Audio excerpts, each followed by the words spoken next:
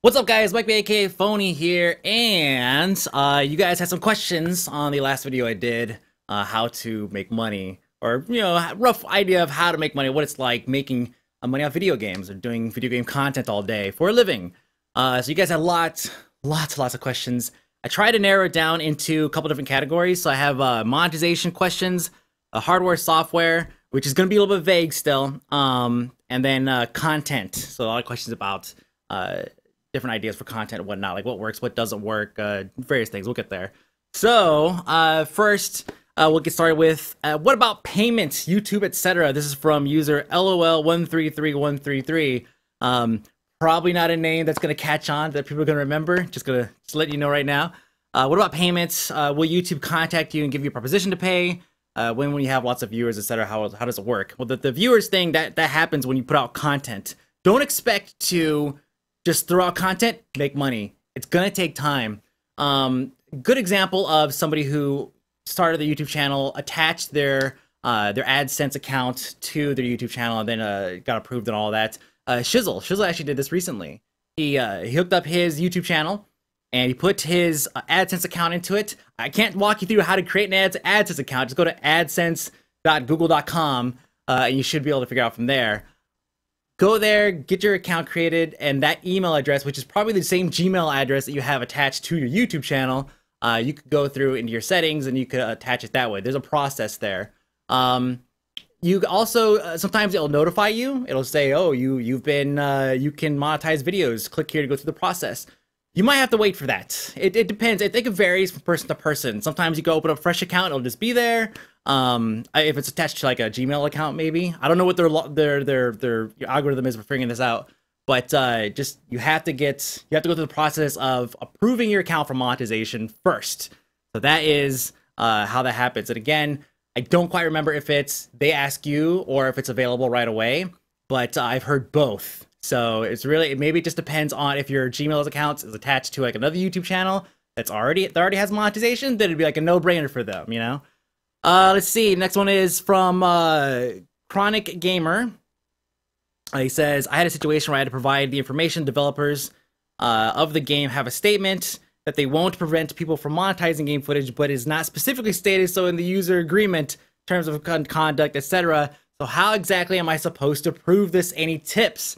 So I actually just went through this yesterday, and this is the thing. When you start getting lots of content put out, you have to pay attention to all of your unapproved stuff. Before, when stuff would not get approved, there would be like nothing there, right? But recently, like where the little dollar sign would normally be that says this video is monetized, it would just disappear from that video. But just yesterday, when I was going through and organizing my Indie for Breakfast videos and moving them all into the playlist and everything, I noticed there was a new little icon that looked like a little red exclamation point, I think, and it said.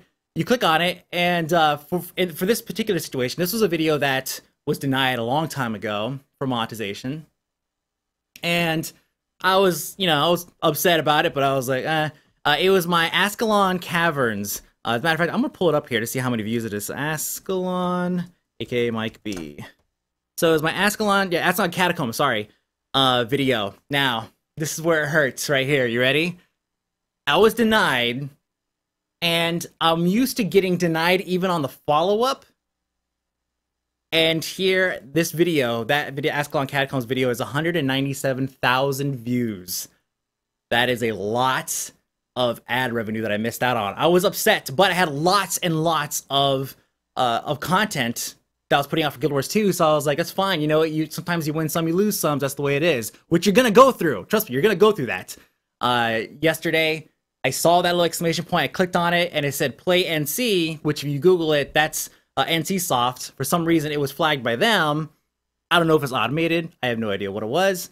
But I just replied back, and you have a little box you can put in, put your information in, and basically all I said was, this video is a guide for Guild Wars 2. It's a walkthrough tutorial for Guild Wars 2, which essentially it is. It's Ascalon Caverns. It's our catacombs.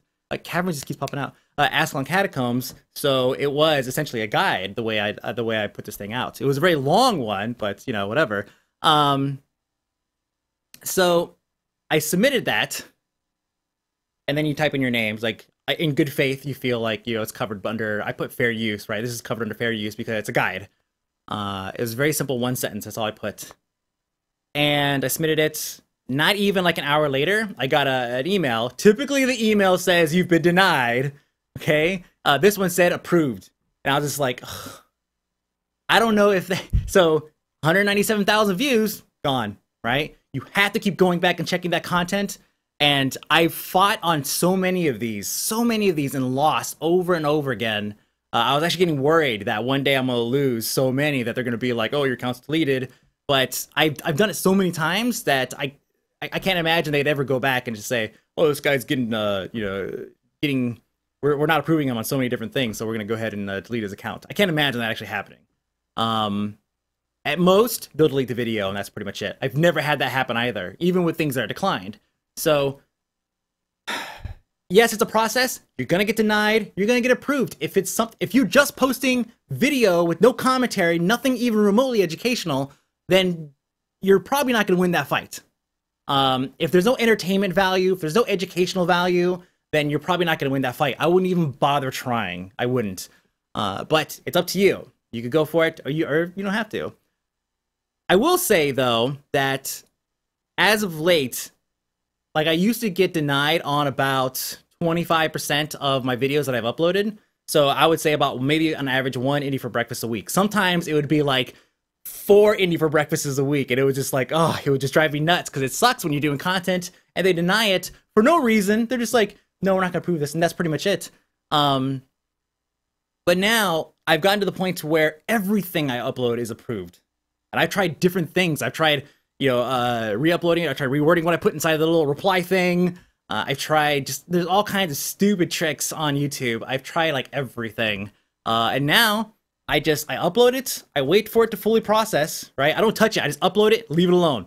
I don't fill anything out. I just leave it alone. It's uploading. And then when it's done processing, that's when I go and I click monetize and submit. The reason why I wait for that is because I know that YouTube uses a content ID system where they actually, a content ID like matching system, and I don't want them to have any question about this content. So if it's not processed, then they have no way of checking it with their automatic system. They don't. It has to be processed for them to do it, right? This is like my own mentality. This is gonna make sense to me.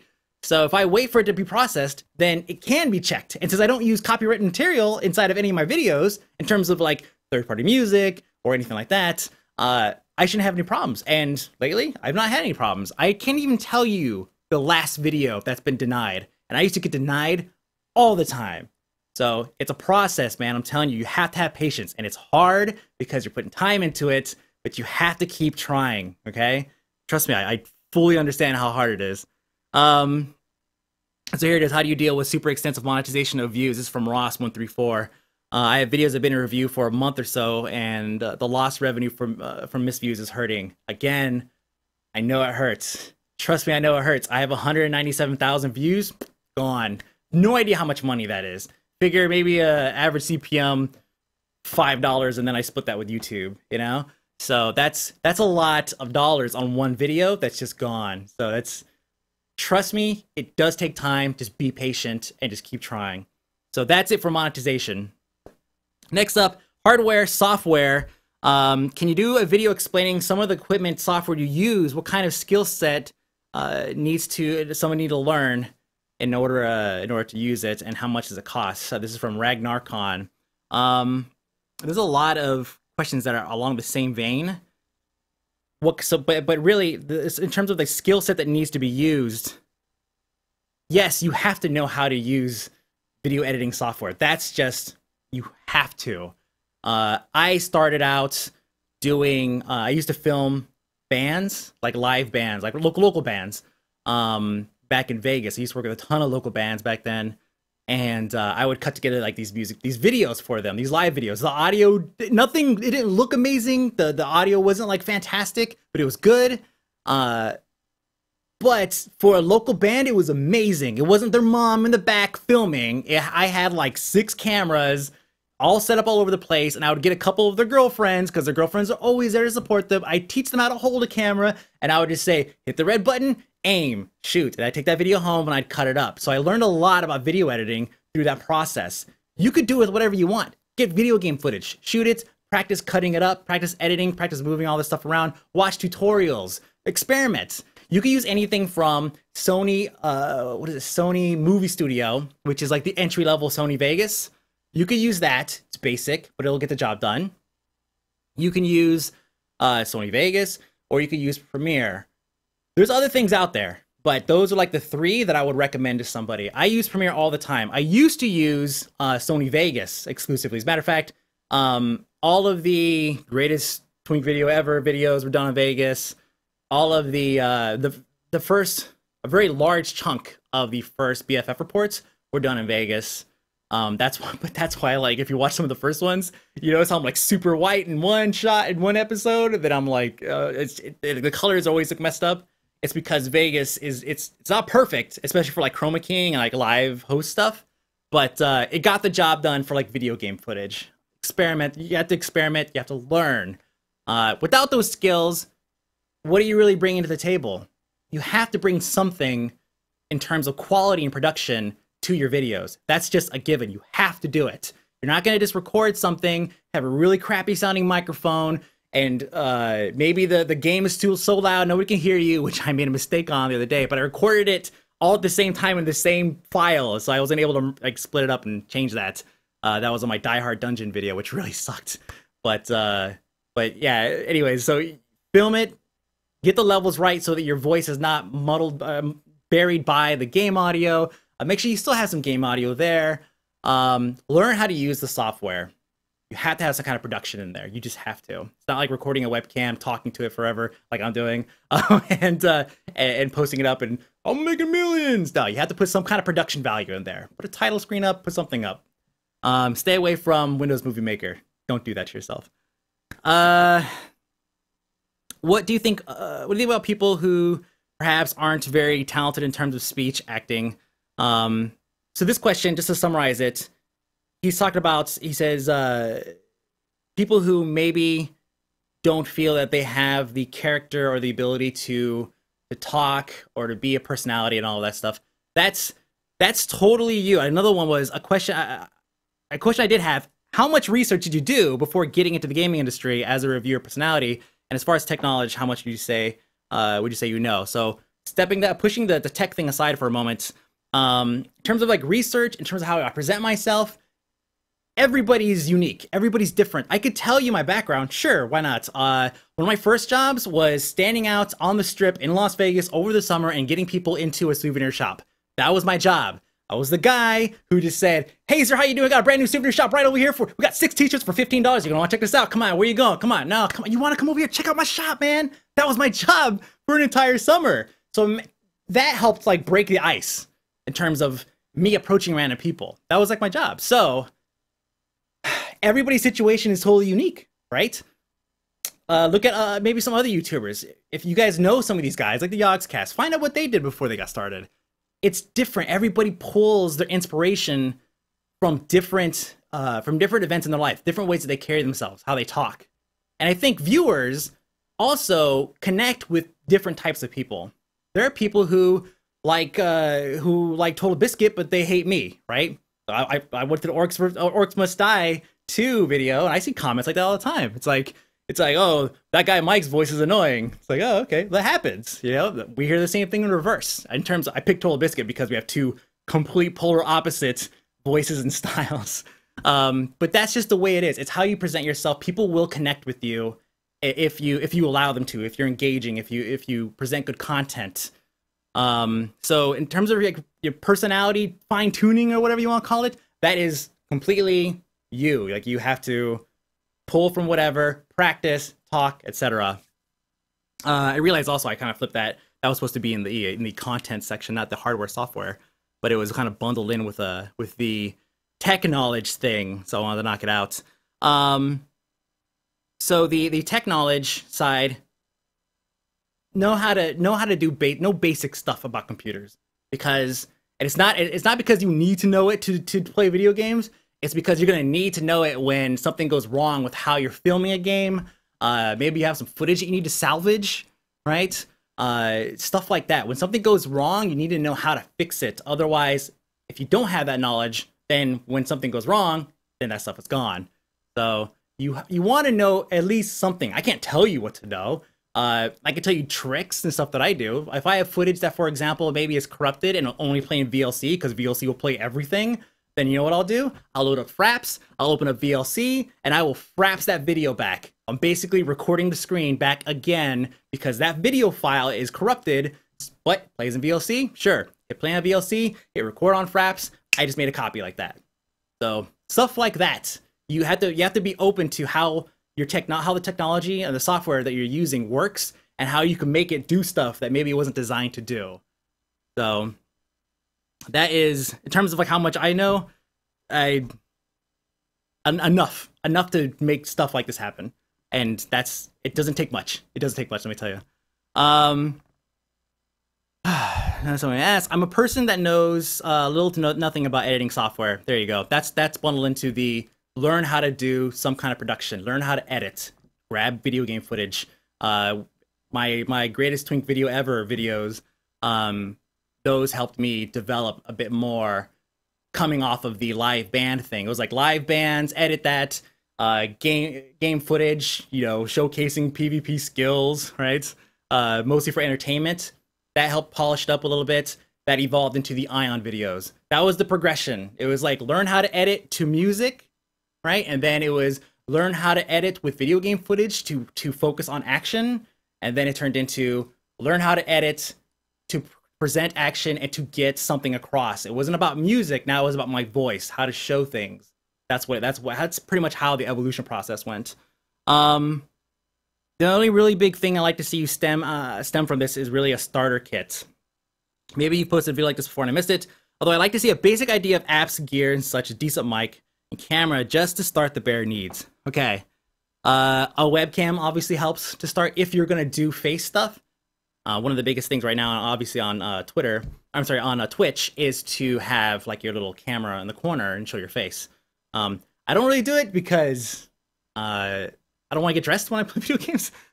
But I mean, I don't want to, get presentable. You guys notice you probably never see me in a t-shirt, and I have my own reasons, but I always wear button-ups whenever I go out. So when I'm on camera, I wear button-ups. It's just the way I am. So when I'm playing games, I wear wife beater or t-shirt. I don't want to put a camera on myself. I want to relax and play games and yell at the microphone and be an idiot. But that's up to you, right? You don't have to. So if you're not going to use a mic for that, then don't worry about it. I don't feel like you have to have a webcam up. I don't need to see your face. I guess unless it's like a scary game or something. But I don't really have to see your face for that. So I don't know. That's your judgment call. You want to put a webcam up into the corner of your live stream video, be prepared to have to go and buy a camera, a good webcam. Spend about maybe $80 or so on a decent one. Logitech has a really good, nice one that's out. You guys probably seen if you watch some of the legendaries from several episodes back. Mike S had this camera on him that just looked amazing. It like made his skin look flawless and crap. I mean, granted, he's 12 years old, so he's gonna have flawless skin, but still, come on, man. Let's see. So in terms of like basic apps, that's the Sony Vegas, Premiere, Movie Studio. That's what that stuff is. No Windows Movie Maker. No. Hardware. That again, buy a decent video card. My computer over there, I can tell you this. The one that I use to film almost everything, not the one that I'm shooting this on right now. This is mostly used for like live stuff and to host the stream whenever I'm streaming. So this computer just kind of processes that and streams for me whatever I put into it using like the Live Gamer HD, which by the way, I'm still working on a review for that. And I have some pretty interesting results that you guys might want to see before you shell out some money. So just hold on that. That computer is an i7 920. P7T Deluxe, I think. 18 gigabytes of RAM. OS is on an SSD.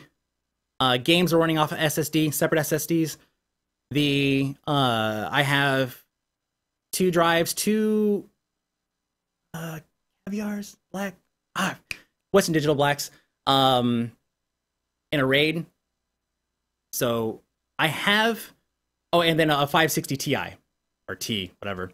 So I do have decent hardware. That processor is the bottleneck, though. It's old, I can't afford to upgrade it. But the trick that I found was, like I said in the last video, the stuff that I want to do, like with streaming and whatnot, that's what eats all my processing. So I have the other computer that I use for like the live stuff. I was just like, oh, I'll plug in this computer to that one, and that can handle all that processing. Now my computer could go back to running games the way it normally does, because I can still play all the latest games, right? I can even max everything out. It still runs pretty good. So, but once you fire up that live stream, then things start getting crazy. So more than likely, you're going to have something better than that. As a matter of fact, get something better than that. Don't go and buy an i7 920. That thing's 3 years old now. Buy something newer than that. And try to get an i7. Try to get an i7. This one is an i5. i5 2500, I think.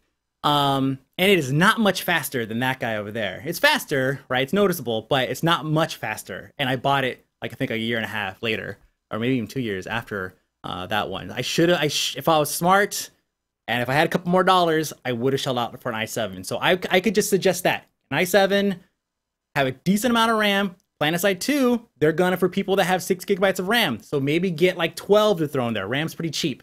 Having an SSD for your OS and for your games is nice. It's not a necessary thing. You don't have to have that.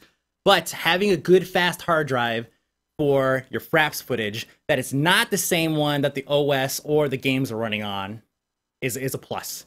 If you have an SSD that's serving both the OS and the games on the same SSD, then that should be fine, because they're fast. They're stupid fast.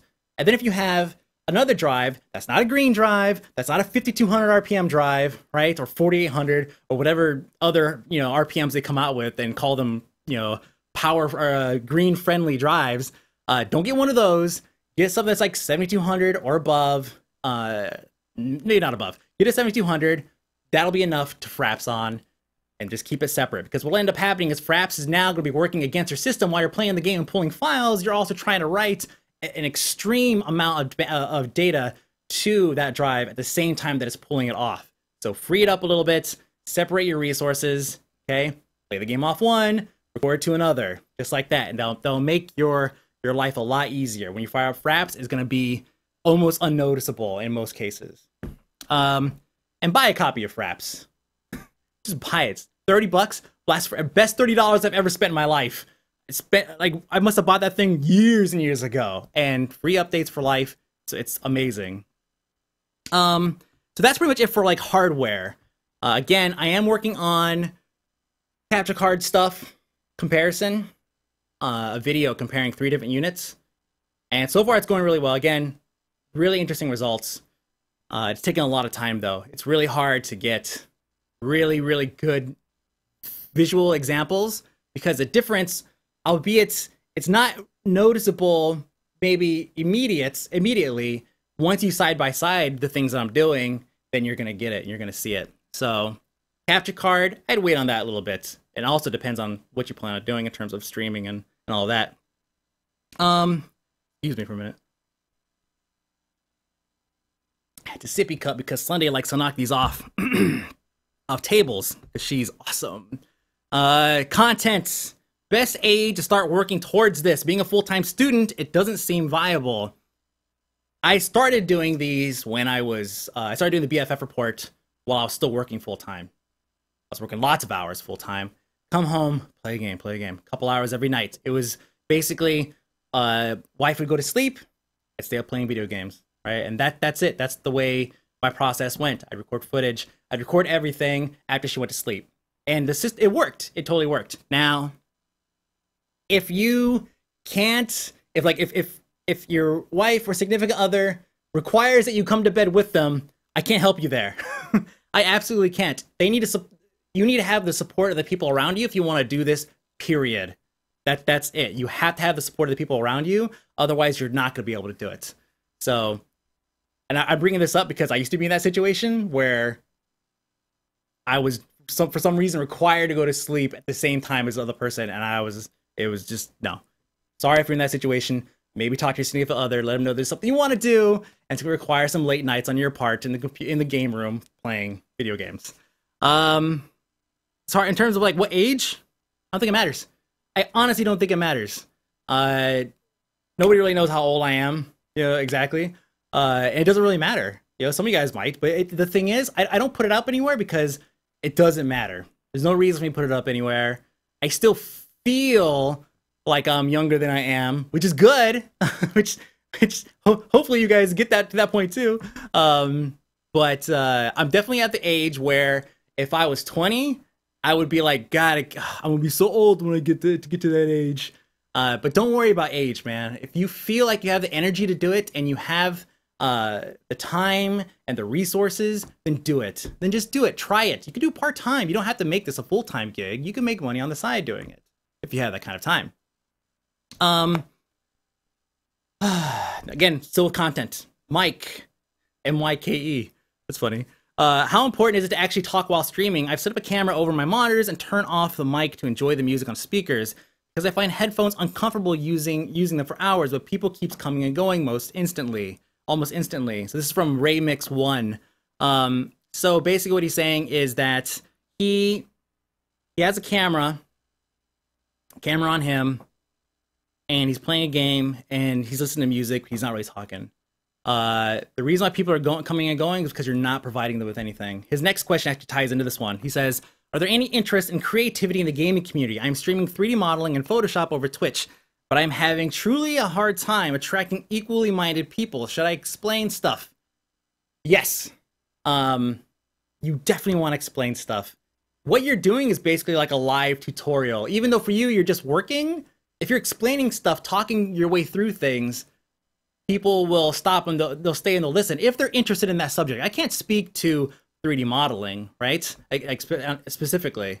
I could say that if I was taking 3D modeling courses or something, I might stay and watch, but I don't know how big that demographic is. For me, I piggyback a lot of things together. Obviously, everybody knows Negative PH, my band. I keep that as part of my gaming thing because it's always been part of my gaming thing. And with the videos I used to do, my old greatest thing video ever videos, I used to put my music inside of that stuff. So it's always been like a part of gaming for me. When I stream, and some of you guys have caught some of my streams where I'm streaming me working on the music, I'm always talking. I'm always explaining what's going on, like the creative process, like what what I'm doing, what I'm thinking, what kind of what I'm imagining when certain elements are happening in the song.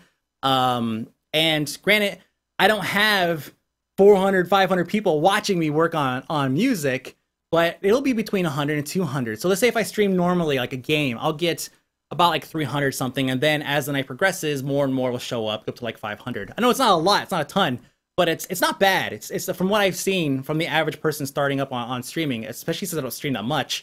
It's not a bad number. But then when I stream music stuff, obviously less people are going to be interested. So you want to talk. You absolutely want to talk, especially if you have a camera on you. Talk, say something. People like that interaction. If you see chat moving, talk to chat. Say something to them. If you don't know what to say, then I mean, if you don't have anything to say about the game you're working on or playing or whatever program you're using, then talk to chat. Answer their questions. What are your thoughts on one channel making 2 or more different types of content? This is by Private Pyro, PBT Pyro. I don't see anything wrong with that. On this channel, Indie for Breakfast, Trials of Tuesdays. So we have Indie, we have Trials, one game there. BFF Report, which is a different game every week. The review show, it's a package show. Indie for Breakfast again. It's a first impressions show. And then of course my music. I put all this stuff in one, and then these vlogs. So I put all my stuff into one. I'm thinking about making another channel just to kind of keep, to separate or to create different types of content over there, like more vloggy stuff, not necessarily on the gaming industry. The gaming industry stuff and my music, I want to keep here. But other stuff I might want to put on another channel. So maybe think of it in terms of gaming here, and then personal stuff over here.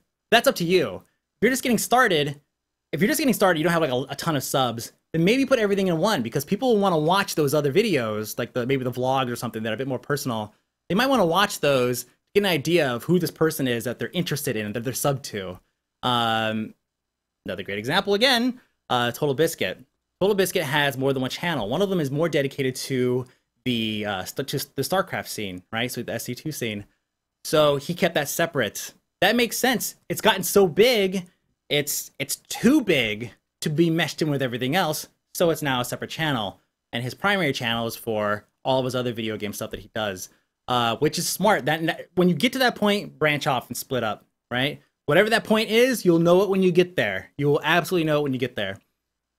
Dear Mike, is it reasonable to make montages? I've noticed that my montage content has the least views and the most time given into. What's your opinion about it?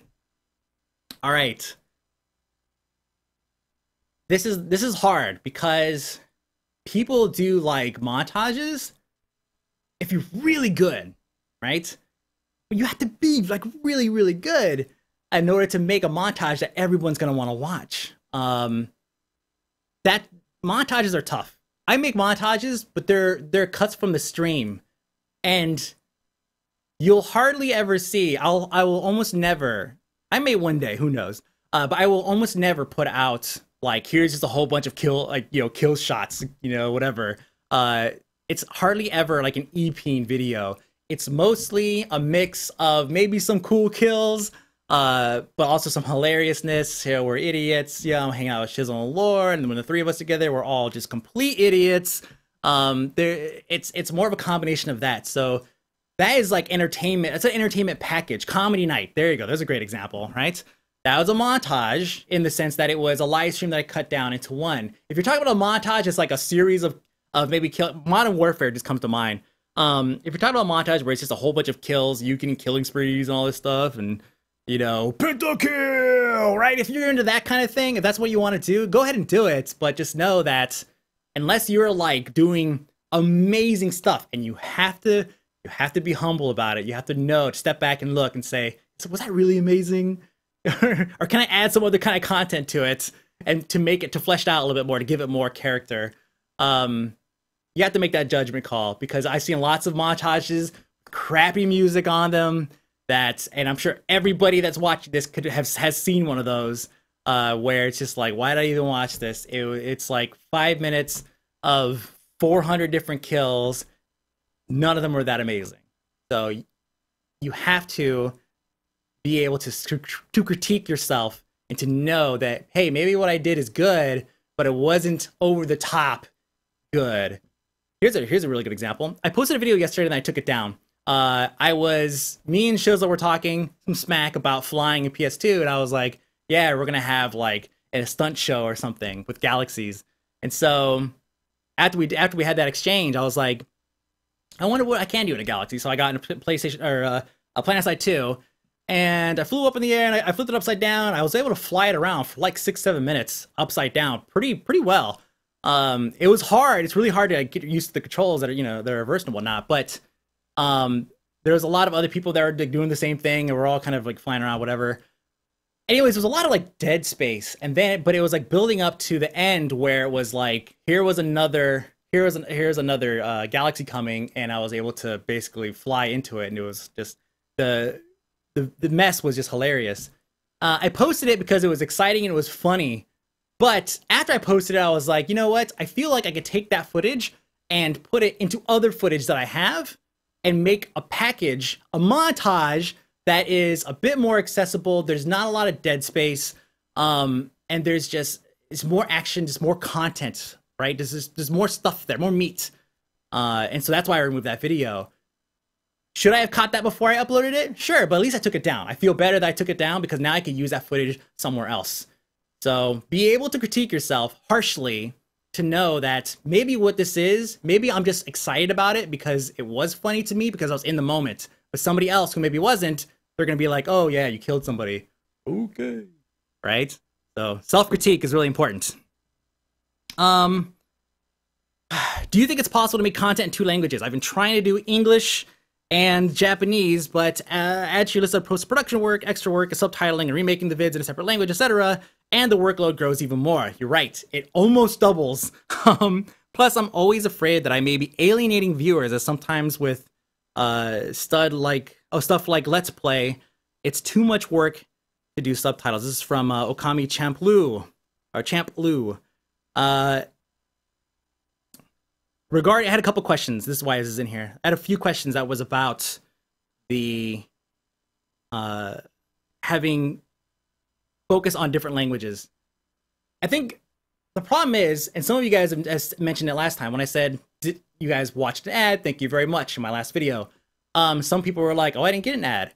I get that a lot from people who are in various different countries, not necessarily the States.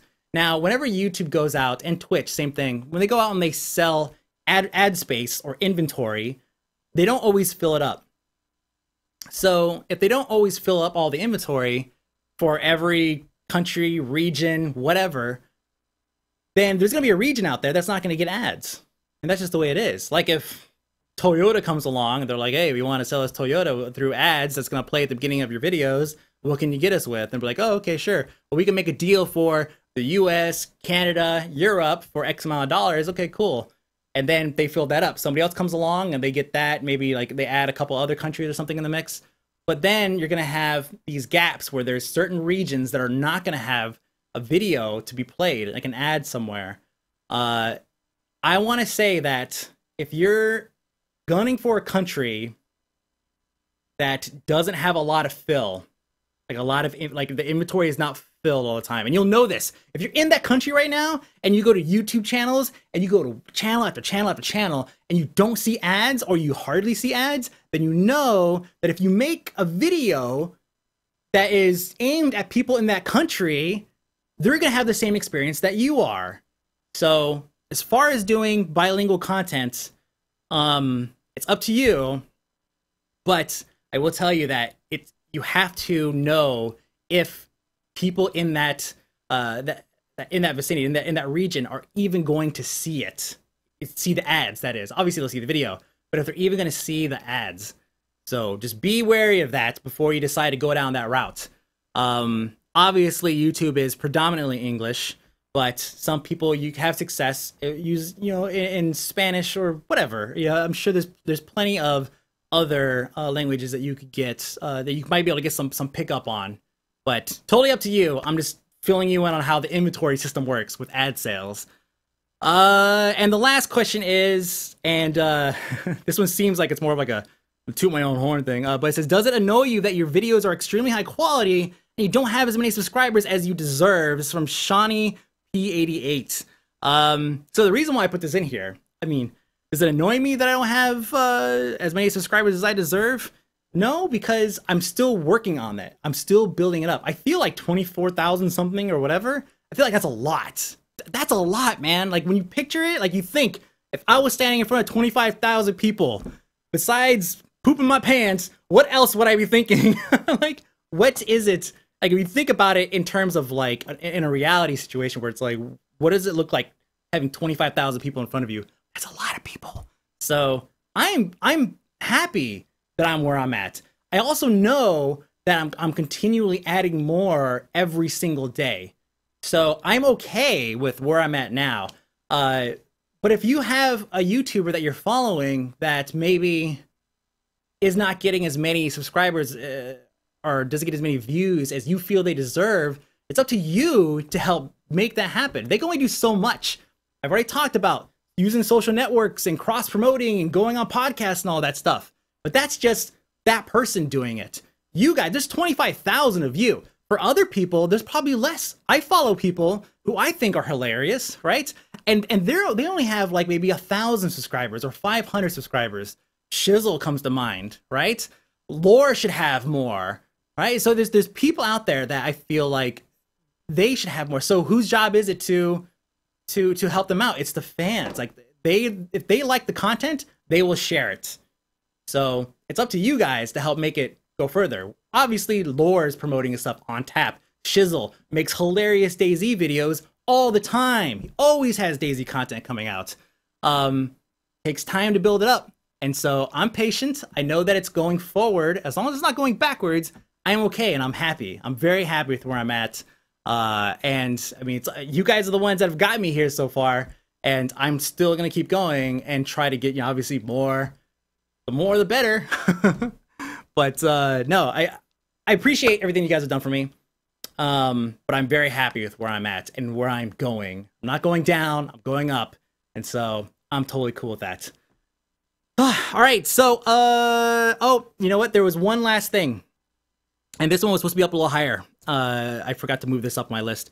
So it was, where does my money come from? Some of you guys actually asked how much money I make. Obviously, I'm not gonna like disclose that information. But somebody did say, do you make enough to live comfortably in the Bay Area by yourself? And I answered that one. I'll answer it here again. No. I do not make enough to live here in the San Francisco Bay Area, a very, very high cost of living area by myself. Unless I was living in like the really bad part of like a town where the things that Oakland, some parts of Fremont, Emeryville. I know that these names don't really mean much to you guys, but these are like more of the lower income areas of the Bay Area. Even those places, you're still paying a pretty penny. So just no, I can't afford to live here on my own from my own income. That's why the support of the significant other is very significant and very appreciated. But if I were to go to Vegas, where I could buy a house for $75,000, $80,000, yeah, totally. I could definitely live out there on my own and be perfectly fine. I won't be rich, right? But I'll be able to pay bills. I'll be able to buy groceries. I'll be able to pay for my super internets, right? I'll be able to do all that stuff. So I don't want to disclose how much money I'm making, but if you're familiar with the markets on either side, you could probably get a pretty good idea of what my range is. And also I should note that it keeps going up. Every other month, I'm seeing an increase. So it is, if you keep working towards it, it's going to keep going up anyway. So telling you what I make right now is not going to mean anything compared to what I'm making, like, you know, maybe next year. Now, in terms of like, where does the money come from? That's what I think I talked about it in my last video, but I want to reiterate. Don't focus on just one thing. And I don't mean just one game.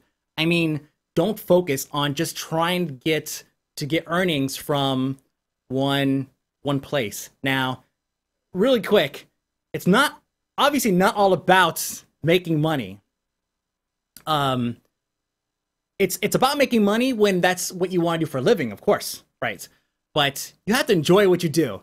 So if you don't enjoy playing games, don't come to this industry. Just don't do it.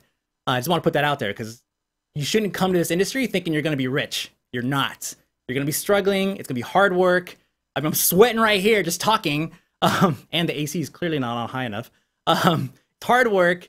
You're better off going and working your way up the corporate ladder at a call center or something. But just know that you have to enjoy it and be interested in the industry fully in order to want to take that jump. Now, in terms of where do you pull your money from, that's what I was talking about. Twitch, YouTube, pulling money from various sources, putting them together, doing things across all these different places to try to pull bits and pieces here and there. Blip.tv, right? There are other places besides YouTube to host videos that put ads up. Granted, I think Blip has like an entry fee for X amount of dollars they have to pay in order to actually get approved for that kind of account and ad revenue. I'm not sure if that's changed. I want to check on that. But I think Day9 used Blip. I don't know if he still uses it, but I do know that Day9 TV used to be on, Day9 Daily used to be on Blip. So you want to pull from multiple sources. If you try to rely on one, it's going to be really, really hard. But if you think about it, hey, I'm only making, for example, I told you in the last video, off the Daisy Hunger Games thing, I made like $68 or something. In that entire month, out of the streaming that I did, I made like $100. So you might think, oh, hey, that's either not a lot, like not enough to live off of, which is clearly not, but it's $100. I'm okay with that. I made $100 from there. I made X amount of dollars from YouTube. I made X amount of dollars from Zam. Right? People know that I make money from doing the BFF reports. That's what you do. You try to pull money from various sources. If it's just two, that's fine. It's better than one, right? You have to pull money from other places. If you have a part-time job and you're doing this, you're pulling money from different places. You're working part-time at Walden Books. Where did that even come from? And you're making some money there, and then you're making money on top of it at Twitch and YouTube. So pull it together, and you're making, you know, hopefully enough to say that you're making some money off doing this stuff. Anyways, that is all I have. I do have some hardware stuff regarding the capture cards. That's the most important. Hopefully what I've disclosed here today so far will help you guys out. I do have some ideas for things that I want to cover in terms of how to manage your audio and your video content. Basic stuff. Not even pertaining to any particular piece of software. Just basic stuff. I've covered most of it today, right? The audio levels, making sure the game isn't swallowing up your voice. Your microphone stuff, right? And make sure your microphone doesn't sound like crap. If it sounds like crap, play with the volume settings, especially the USB microphones. A lot of times when they're at 100 in Windows, in the Windows volume, right? That sounds like crap. Knock it down to like 10, it'll sound amazing. Don't put it right in front of your mouth so I don't hear you breathing. Every time you make a P sound, it's like, poof, poof, like a burst to my ears. There's little things like that. That's stuff that you need to, that I could make a video on, but really it's about like trial and error. So that's pretty much it, guys. Thank you very much again for watching. My name is Mike B, aka Phony, and you can catch me Twitter, Facebook, Twitch, YouTube, everywhere, aka Mike B. Thanks for watching. See you guys later.